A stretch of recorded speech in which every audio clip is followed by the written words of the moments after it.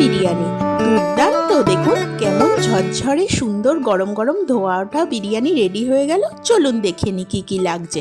লাগছে ছানা, আর তার মধ্যে দিয়ে দিলাম একটু চিনি, পরিমাণ মতো লবণ, আর সামান্য একটু লঙ্কার গুঁড়ো, আর দেব একটু ময়দা, আর দেব একটু গুঁড়ো করে খোয়া ক্ষীর।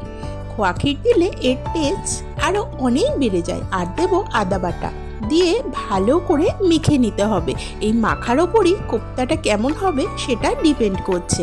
দেখুন আমি অনেকক্ষণ মেখে নিলাম, খুব ভালোভাবে মেখে নিতে হবে।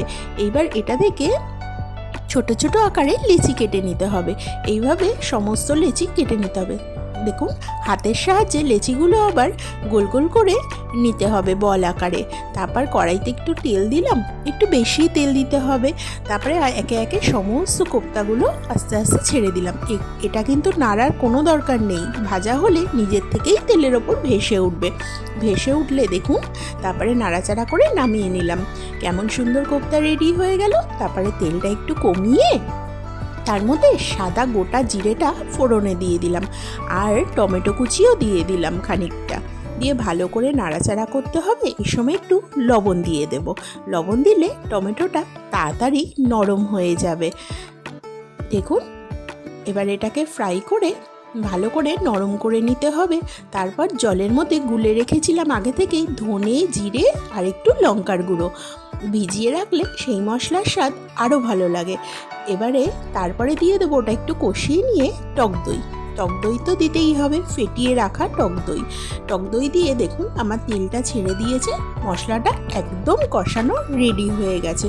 এই সময় দিয়ে দেব কয়েকটি কাঁচা লঙ্কা, যার ফ্লেভারে বিরিয়ানিটা আরও সুন্দর খেতে হবে। তারপরে দিয়ে দেবো যেটা না দিলেই নয়, বিরিয়ানি মশলা। বিরিয়ানি মশলা দিয়ে খানিকক্ষণ নাড়াচাড়া করে এবারে গ্রেভির জন্য একটু উষ্ণ গরম জল দিতে হবে। তারপরে দিয়ে দেবো চিনি।